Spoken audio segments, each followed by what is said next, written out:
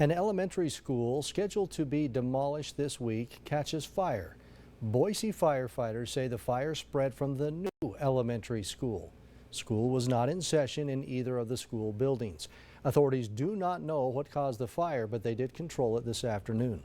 But Division Chief Aaron Hummel warned the neighborhood of possible noxious smoke in the air. We just don't know exactly what's in the smoke. It's kind of a chemical cocktail, so it's not a good idea to be loitering around the smoke if it ends up laying down in your yard, that kind of thing.